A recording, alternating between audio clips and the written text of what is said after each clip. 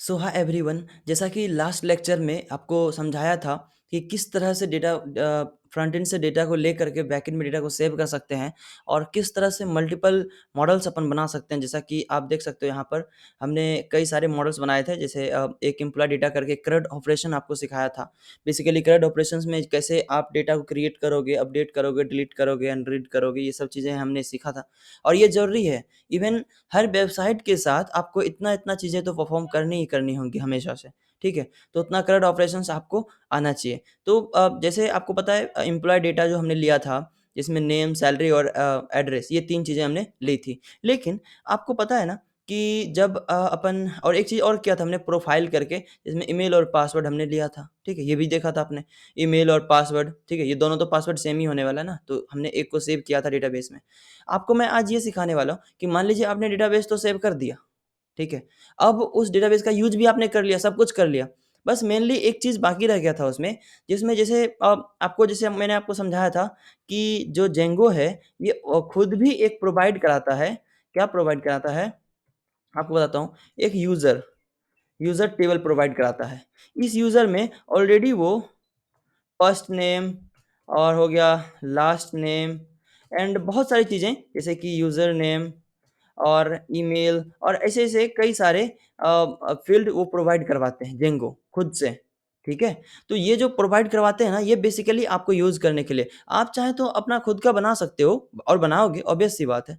लेकिन अब क्योंकि आपको क्या है, इस्तेमाल करना है जेंगो का खुद का मान लीजिए यूज़र टेबल। उसमें क्या होता है, उसमें जेंगो खुद हैंडल करता है। आपको बस कोड लिख देना है और उसको जो हैंडल करेगा, वो जेंगो खुद हैंडल करेगा। तो कैसे करोगे? जैसे आपने यहाँ पे बनाया था ना, ये वाला जितना, बस उसको बस इम्पोर्ट करना होता है और आप यूज़ कर सकते हो। इम्पोर्ट कैसे करोगे? तो ज़्यादा कुछ नहीं करना आपको, बस वो कोड आपको जो इम्पोर्ट करना है यूज़र को, कैसे करोगे? फ्रॉम django.contriv.auth.models ठीक है? ये देखिएगा, इससे आपको इम्पोर्ट करना है यूज़र, फ्रॉम django.contriv ठीक है? .auth ऑथेंटिकेशन डॉट मॉडल्स इससे आपको क्या इम्पोर्ट करना है? यूज़र। बस यूज़र कर लीजिए, दैट्स इट। अब आपको इसको रन कैसे कराओगे? अब यूज़र के अंदर जो भी एसक्यूएल का कोड लिखा हुआ है, उसको फायर भी तो करना है। तो आप जाइए यहाँ पर पाइथन स्पेस मैंने dot py make MIGRA make migrations और किसको फर्स्ट प्रोजेक्ट को करिए। देखिए कोई डिटेक्ट होता है, चलिए कोई दिक्कत नहीं, वो हमारा हो चुका है। manage.py स्पेस माइग्रेट ठीक है। तो ये माइग्रेट करिए। देखिए नो माइग्रेशन सप्लाई क्योंकि वो हमारा एडमिन ऑथ वाला जो है ना, ये ऑथ जो अभी हमने किया था वो ऑटोमेटिक हो चुका है। जो हमने फर्स्ट टाइम किया था ना, वो यूज़र खुद ही हो जाता है। ठीक है, कोई दिक्कत नहीं। अब सर्वर को करा दीजिए रन। ठीक है, हमारा सर्वर चल रहा है, कोई एरर नहीं है।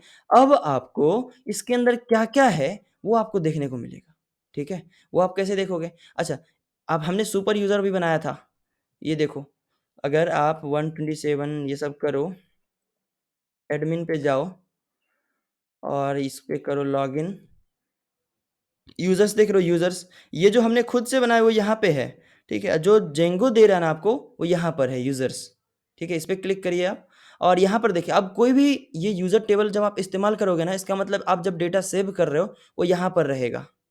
ठीक है? यहाँ पर रहने वाला है। तो अब ये तो मेन एक जो सुपर यूज़र से किया था हमने एडमिन का, वो एडमिन का आईडी है, ठीक है? अब जो भी आप सेव करोगे उसमें, ये यहाँ पर आ जाएगा। कैसे? आप बाय डिफ़ॉल्ट एक सेव करके देखो, जैसे रजिस्ट्रेशन में मान लो ये हो रहा है। एक दूसरा कोई आपको मैं दिखाता हूँ, जैसे होम में क्या है? होम में कुछ नहीं है, बस ये बैकएंड से डेटा मैंने फ्रंट एंड भेजा था। इस यूआरएल में कुछ भी नहीं है। तो हम क्या करते हैं होम में ये एक स्टूडेंट का एग्ज़ाम्पल था जो आपको मैंने बताया था पिछले सेशन में, याद है ना? यहाँ पे जैसे मान लीजिए अब यूज़र के अंदर आपको सेव कराना है ना, तो फर्स्ट नेम का एक वेरिएबल बना लीजिए। अब ये जो यूज़र से आप लेंगे लॉगिन और ऑथेंटिकेशन के लिए, तो मान लीजिए फर्स्ट नेम है रवि कुमार, ठीक है? और लास्ट नेम है झा मान लीजिए, ठीक है? और ये मर्ज़ी है आपकी लीजिए या ना लीजिए, वो ऐसा कुछ मैंडेटरी नहीं होता है। और यूज़र नेम मान लीजिए rabi@gmail.com ठीक है? और ईमेल मान लीजिए ravi@gmail.com ठीक है? ये मान लीजिए और और ऐसा बहुत सारी चीज़ें होती हैं उसमें, आप उसमें रख सकते हो डेटा, ठीक है? बहुत सारे उसमें टेबल्स ऑटोमेटिक जेंगो देता है, राइट? तो अब इसको सेव कराइए, सेव कैसे कराओगे? तो सेव करने के लिए ना वही जैसे पिछले में क्या था, यू इक्वल टू एक मान लीजिए कोई यू आप कुछ भी वेरिएबल बना सकते हैं, एक इंस्टेंस बनाइए यूज़र और इसके अंदर फर्स्ट नेम जो भी है, तो first name equal to first name कर दीजिए और ये सब उसके अंदर का खुद ऑटोमेटिक बना हुआ है। Last name equal to last name, अभी वेरिएबल आप जो आपने जो बनाया है वो रख रहे हो। User name equal to user name जो भी आपने रखा है, ईमेल इक्वल टू ये जेंगो खुद प्रोवाइड करवाता है, ठीक है? ये जो फील्ड है ना ये जेंगो के अंदर है, राइट? और यहाँ पे करा दीजिए यू डॉट सेव, ठीक है? यू डॉट सेव करा दीजिए। अब यूज़र को आपको करना होगा इम्पोर्ट, जैसे आपने ये सब इम्पोर्ट किया है ना, यहाँ से यूज़र को भी इम्पोर्ट करा लीजिए, ठीक है? अब एक बार क्या करिए, होम को रिफ्रेश करिए, देखिए ये सब डेटा सेव होता है नहीं। S is not defined, S कहाँ लिख दिया आपने? अच्छा, ये इसको हटा दीजिए अब, क्योंकि अब कुछ भेजना ही नहीं है। चलिए रिफ्रेश करिए। अच्छा, एक बार डेटा सेव हो चुका है, इसलिए अब देखिए, अब क्या हो रहा है, यूनिक कंस्ट्रेंट फ़ील्ड मतलब अभी जो हमने रन कराया था ना इसको, एक बार रिफ्रेश जो किया था, जो एरर आया था, लेकिन ये क्योंकि अब इंटरप्रेटर है पाइथन, तो एरर से पहले ये सॉल्व हुआ था, ठीक है? तो ये यूज़र नेम जो है, यूज़र नेम एक बार में एक ही आना है, तो मान लीजिए rabi1@gmail.com कर दीजिए, अब ये चल जाएगा फिर, ठीक है? चल गया। अब फिर से अगर फिर से रिफ्रेश करिएगा तो एरर देगा, ये चीज़ आपको पता होना चाहिए यूनिक, क्योंकि रवि1 भी अब एक बार आ चुका है, कैसे चेक करोगे? अब ये देखो, यहाँ पर करिए रिफ्रेश, यूज़र्स पे क्लिक करिए, rabi@gmail.com, rabi1@gmail.com, अब जितना भी आप डेटा ले रहे हैं ना, सब यहाँ पे आएगा। मान लीजिए मुझे रवि का आईडी डेटा देखना है, देखिए फर्स्ट नेम, लास्ट नेम, ये सब हमने नहीं बनाया, ये जेंगो का बने बनाया एक मॉडल है, ठीक है? ईमेल एड्रेस हो गया, पासवर्ड हो गए। पासवर्ड फ़ील्ड हमने सेट नहीं किया था, अगर अपन चाहें तो पासवर्ड का भी फ़ील्ड यहाँ पर सेट कर सकते हैं। PASSWORD पासवर्ड इक्वल टू मान लीजिए 1 2 3 4 8 कुछ भी ऐसा, ठीक है? ये जो वेरिएबल है, तो पासवर्ड नाम का एक वेरिएबल ऑलरेडी फ़ील्ड सेट है, कहाँ? जेंगो के अंदर। मान लीजिए पासवर्ड इक्वल टू पासवर्ड, ठीक है? अब सेव करा दीजिए। लेकिन हाँ, उससे पहले रवि का जो है 1 ये यूज़र नेम रवि1 तो ऑलरेडी है, 2 कर दीजिए, ठीक है? और इसको करिए क्या रिफ्रेश, ठीक है? अब हो गया। अब यहाँ पर आइए यूज़र्स के अंदर एक रवि2 नाम का डेटा बन गया होगा। देखिए रवि2 और इसके अंदर देखिए पासवर्ड भी है, पासवर्ड। अभी इनवैलिड पासवर्ड फॉर्मेट और अनन हैशिंग, अच्छा उसको थोड़ा-सा हैशिंग करना पड़ेगा, एन्क्रिप्ट करना पड़ता है पासवर्ड को, मैं आपको बताऊँगा मेक पासवर्ड नाम का एक फंक्शन होता है, उसकी मदद से आपका डेट भी देखो जब सेव हुआ, उसका सारा का सारा डेटा इसके अंदर आ गया। तो अब जब कभी भी आप प्रोजेक्ट करोगे ना, तो अब आपको उसके अंदर जेंगो का ये फीचर्स इस्तेमाल करना है, ठीक है? ताकि आप इस्तेमाल कर पाओ। अच्छा, मैं ये भी अनाउंस करने वाला था कि जैसे ये मान लीजिए जेंगो का एक जिस तरह से अपन पढ़ रहे हैं ना, टाइम भी है, सब कुछ हमने किया, कवर किया। तो ये मेबी लास्ट लेक्चर हो सकता है, पर इतना ही नहीं है, और भी बहुत सारी चीज़ें हैं। लेकिन वो सब थ्योरी बेस्ड में अगर आप पढ़ते हो ना, तो दैट इज़ डिफरेंट, मतलब समझ में नहीं आएगा अधिक दिन तक, राइट? ज़्यादा दिन तक वो रहेगा नहीं। इसलिए आपको करना क्या है, मैं ये लास्ट लेक्चर रख रहा हूँ, इसके बाद आपको प्रैक्टिकल करना है। अब प्रैक्टिकल में जितना ज़्यादा अभी इतना टेम्पलेट जितना मैंने पढ़ा है ना, उतना अगर आर्किटेक्चर अगर आपको याद रहता है, तो आप कोई भी कोड समझ पाओगे, कोई भी कोड क कर पाओगे, कोई भी एग्ज़ाम्पल को सॉल्व कर पाओगे, कोई भी रिक्वायरमेंट आपके पास आएगा उसको आप सॉल्व कर लोगे, राइट? लेकिन द रीज़न इज़ कि जब भी आप इसको सॉल्व करने जा रहे हो ना, तो एक चीज़ का आप हमेशा ख़्याल रखिएगा कि अ, आपका रिक्वायरमेंट जैसा भी हो, गूगल पर या स्टैक ओवरफ्लो पर सारा सॉल्यूशंस है। लेकिन आपको यूज़ करने जब आ गया, तो आप कभी भी कॉपी कर सकते हो या देख सकते हो, वहाँ से रेफ़रेंस ले सकते हो, राइट? तो ये यही होता है। आप हर चीज़ अब क्योंकि एक ही तरह का वेबसाइट तो आपको बनाना नहीं है, लेकिन हाँ, हर जगह यही रिक्वायरमेंट लगभग होता है, कम, ज़्यादा सॉल्यूशन वगैरह कुछ होता है, चेंजेज़ वगैरह। अब आपको पता है पाइथन में कोई चीज़ कैसे कर सकते हो। अब ये चीज़ देखो, ये जो हमने आपको बताया, ये अपन कहाँ से लिया? ये हमने खुद वेरिएबल बनाया। अपन चाहें तो ये डेटा गूगल से ले सकते हैं, ठीक है? मतलब वेबसाइट से, यूज़र से ले सकते हैं कि भैया अपना डेटा डालो, राइट? कैसे कर सकते हैं ये? जैसे अब लॉगिन करना हो तो इसी की मदद से डेटा से लॉगिन कर लेते हैं। अच्छा, लॉगिन नाम का एक फ़ंक्शन है।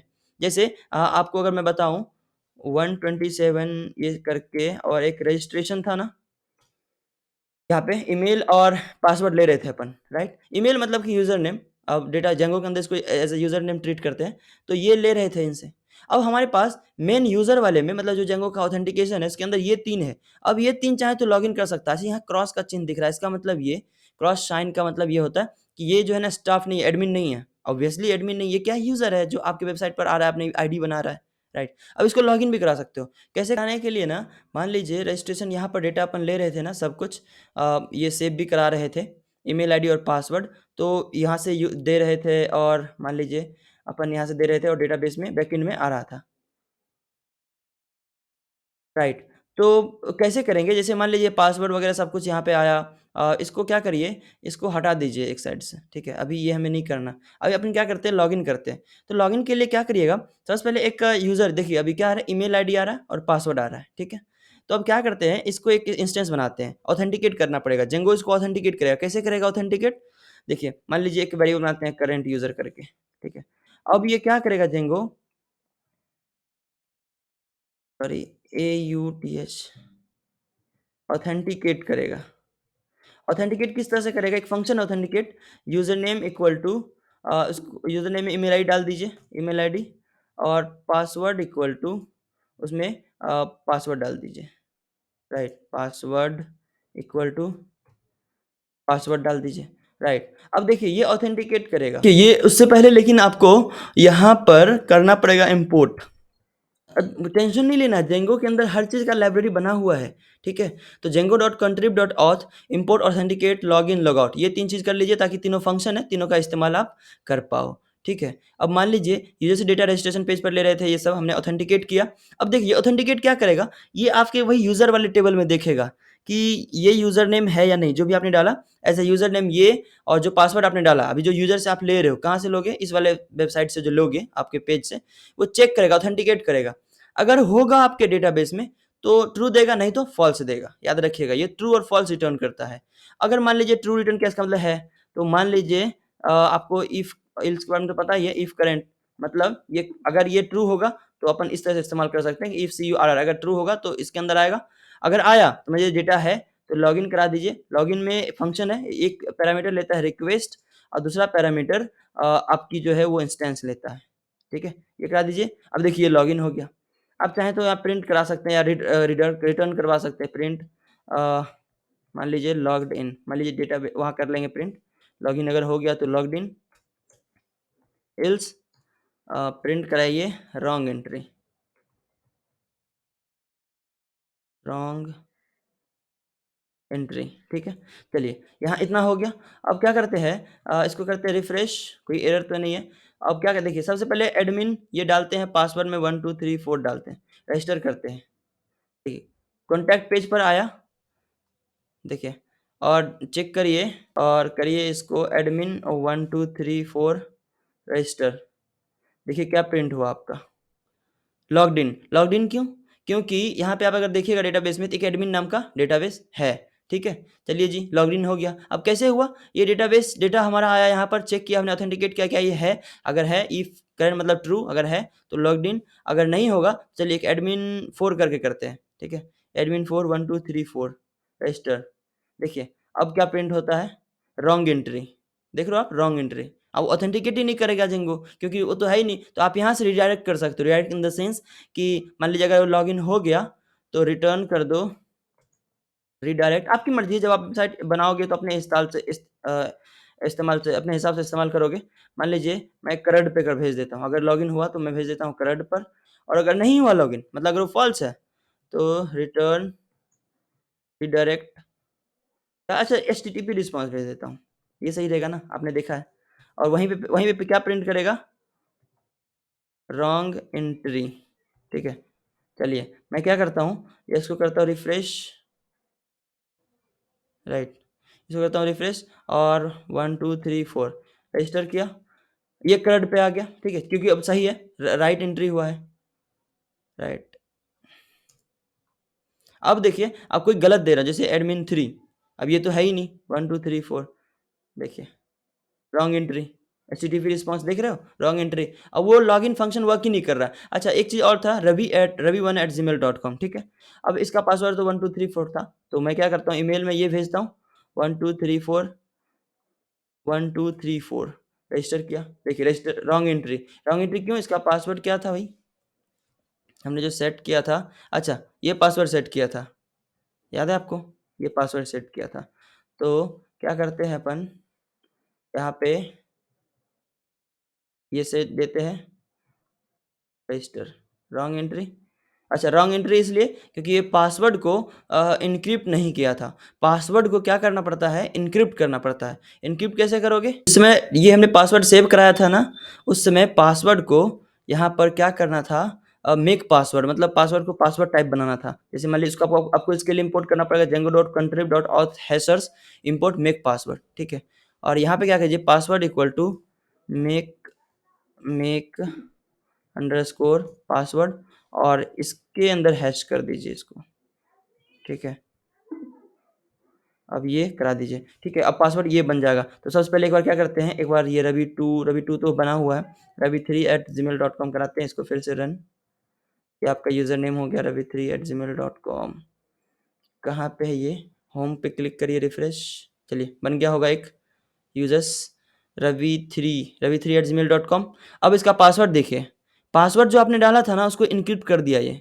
पासवर्ड भले ही छोटा या बड़ा कैसा भी था उससे डाउट नहीं है, लेकिन उसको देखिए किस तरह से इनक्रिप्ट कर दिया। मतलब कि आप अगर एडमिन भी हो तो भी आप किसी अपने यूज़र का पासवर्ड नहीं देख सकते। लेकिन हाँ, अपडेट वगैरह कर सकते हो, नो इश्यू, लेकिन आप खुद नहीं देख सकते, राइट?